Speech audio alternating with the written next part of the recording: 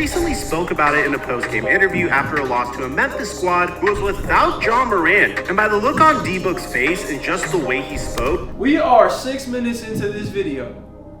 Yo, they got cooked by LaMelo Ball and the Charlotte trash-ass Hornets. By them niggas.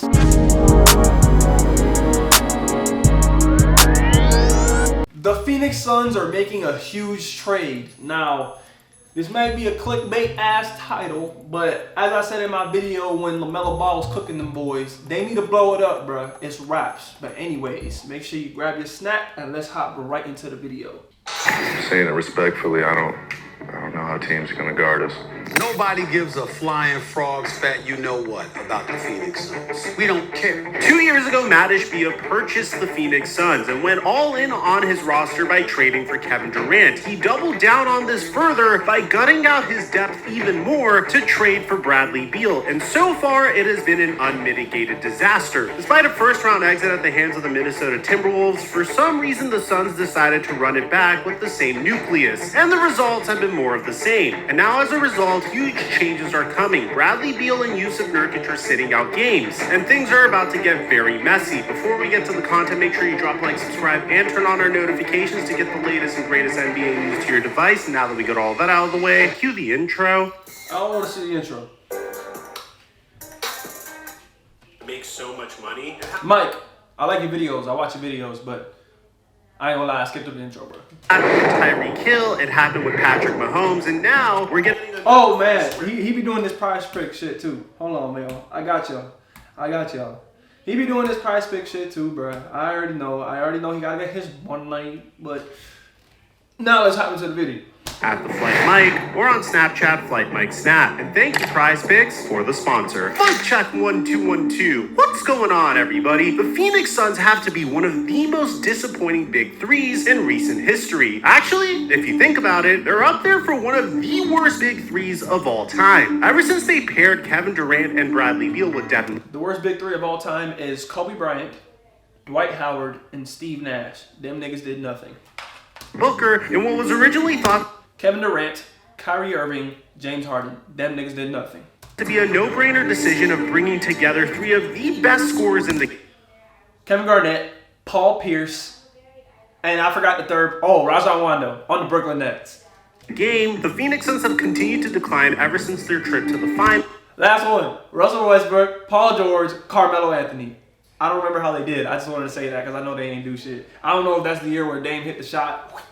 They ain't talking on their ass. All right, I'll shut up because y'all in the comments talk about I be talking too much. So let me shut up. Finals with Chris Paul and DeAndre Ayton. Now coming off of a season where they got swept in the first round of the playoffs and, until winning their last two games, started off this season 16-19. I think it's safe to say that we're a long way from this original interview from Devin Booker.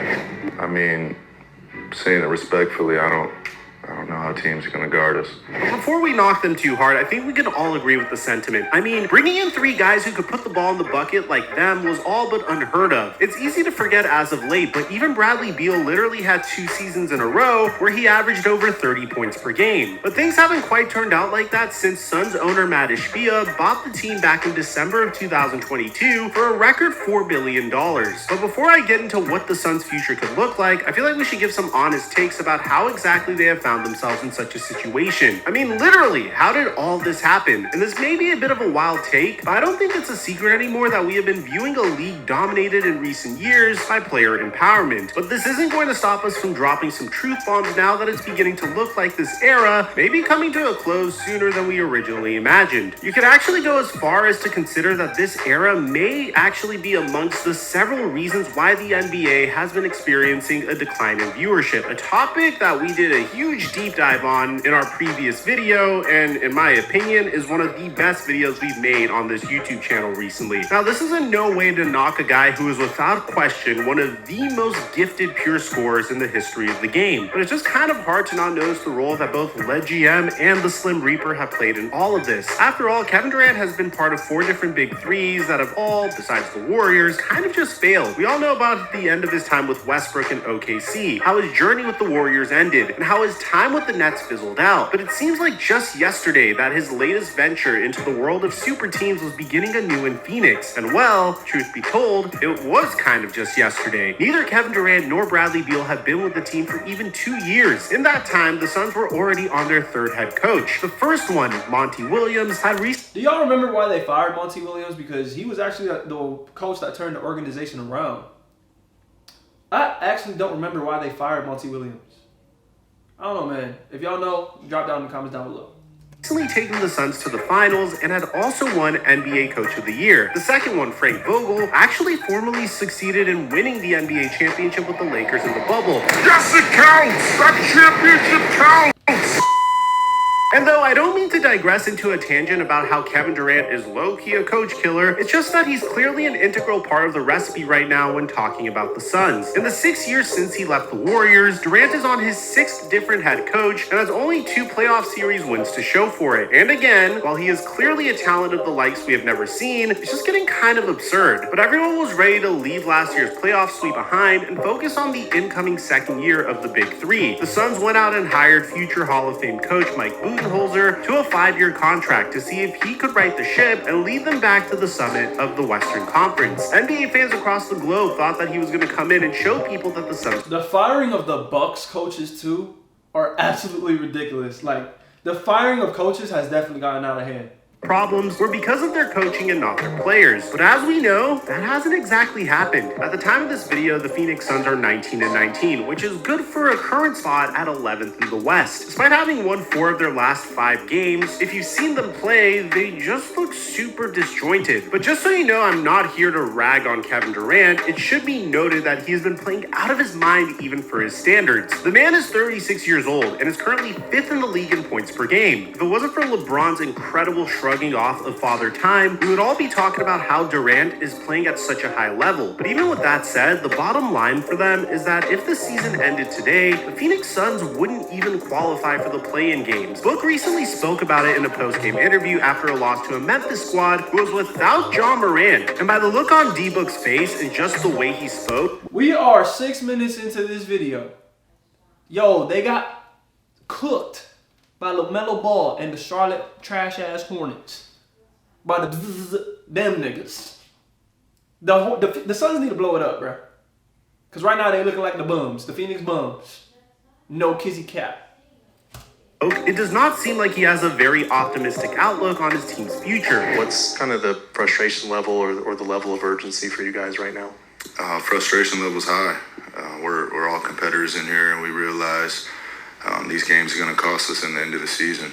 So you want to do your work early, pre-All-Star break, before it comes down to the nitty-gritty. And, you never know what can happen. Injuries can happen around that time, too. So, we want to gain some ground, get up out of the play-in position and, just win every possible game we can. As bad as that looks, what I think is actually interesting is if you read between the lines of this whole situation is the truth about who's actually at fault. Is it the players, the coach, the GM, or is there actually another possibility? Could it not just be that their roster has simply been constructed for an era of the NBA that is either dying or no longer exists? It's a question worth asking, because as of this moment, we're all kind of just left wondering where exactly the Suns go from here. Being that their situation... Alright, I know I'm pausing a lot, but I did want to make this claim. I don't think super teams are dead. I just think they've been constructed poorly, and also the level of talent in the NBA, although it has escalated, there isn't surefire stars in the league other than Nikola Jokic, Giannis Antetokounmpo, and I would say Luka. I feel like those 3 guys are like the most bona fide superstars. Like, them top 3 are way better than everyone else in the league. And that's not to put guys like Curry, LeBron, KD down. They're just obviously out of their primes. But I feel like the level of superstardom back in the old NBA, for example, like LeBron, Wade, Bosh, they were literally like top 10 players in the league. Like, put them all together. Like, Devin Booker, Kevin Durant, and Bradley Beal, they're not each top 10 players in the league. The only person that's in the top 10 is Kevin Durant. So yes, they're still big time players, but like, not only has the level of talent elevated, but the separation from superstars to good players has also, like, y'all know what I'm trying to say. It like thinned out. So I don't think the era of super teams is dead. It's just that there isn't high level, high impact superstars that are just better than everyone else currently in the league, other than those three guys that I said, Luka. I was about to say Kyrie, Luka, Giannis, and Jokic. Those are the three niggas. And also, I am a big fan of Shea, and he's fine, but I honestly think he's getting that much praise because his team is winning, which is important too. But I wouldn't put him in the category of those three boys, though. And has them in basketball purgatory, it's good to see that they're at least trying to shuffle some pieces around to see if they can breathe a bit of life into their crumbling season. Just this week, they made the move to not only bring Draymond Green's best friend Yusuf Nurkic off the bench, but also Bradley Beal. And though originally you could speculate that this could have been done just to bring some balance into the rotation, you don't bring a player that is making as much money as Bradley Beal off of the bench, ever. Rumors have it that the Suns have recently had their fair share of locker room trouble, including a supposed incident where Bradley Beal didn't appreciate how lightly Booker and Durant were taking yet another loss. And even though he's the one that's getting sent to the bench, it kind of makes sense, because for a team that is failing in such a spectacular fashion, what makes it even worse is their salary cap situation and lack of future assets. In the middle of a span where they're paying Kevin Durant $100 million over 2 years, Beal over $150 million over the next 3, and Booker over $200 million over the next 4, they also don't have a single first-round pick until 2031, being that they shipped 4 of them away along with Mikal Bridges and Cam Johnson in order to trade for Kevin Durant in the first place. What makes all of this even worse is that the most likely of the 3 to be shipped away, Bradley Beal, has a no-trade clause in his contract, which means that he needs to approve any trade that is being made for him. And this may have actually been the reason why the Phoenix Suns decided to bench him recently, doing their best to motivate him into accepting a change of location. Whichever way you want to look at it, it's abundantly clear that the Suns have some serious thinking to do. A lot of people are even considering that it's likely they need to blow the entire team up, and this is something that we were proposing this past offseason. But instead, the Phoenix Suns decided to put a band-aid on it. Instead of trading away Kevin Durant, Devin Booker, and Bradley Beal to get their assets back, they decided to hire coach Mike Budenholzer and pursue a legitimate point guard in Tyus Jones. But unless they literally just start winning games out of nowhere with the current roster, the whole situation just seems to be unfixable. And with all the various reports that are out there, it's actually a little more confusing than it probably needs to be. Initial reports indicated that Beal would have essentially vetoed a trade that would have sent him to Miami in part of a package that was to include Jimmy Butler. However, since his move to the bench, Beal has apparently come out and stated that he would be okay waiving the trade clause as long as the trade was to the aforementioned Heat or to the Lakers or Nuggets. But then Brian Windhorst came out with a bombshell report from Beal's actual agent and said that Beal waiving his trade clause is not even in consideration at this time. So it seems like everywhere we're looking, there's conflicting information about this situation. But despite the previous reports about Beal entertaining other options, I think at this point it's pretty much somewhat of a stalemate. But the drama doesn't stop there, as there are reports involving other Phoenix Suns stars. Ever since Kevin Durant decided to forego signing a longer extension with the Suns, fans are speculating that he could also get traded as well. KD is currently only signed through this season and the next. This could make him another possible chip to be moved, being that the Phoenix Suns would obviously prefer to move him whenever possible rather than lose him for nothing after next season. Out of the rumors that are out there surrounding him right now, the most exciting and interesting of all of them is definitely a return to his old stomping grounds. Being that the Golden State Warriors have their own fair share of troubles, a KD bait. I ain't gonna lie, KD goes back to the Warriors with the league. They winning the chip. I ain't gonna cap.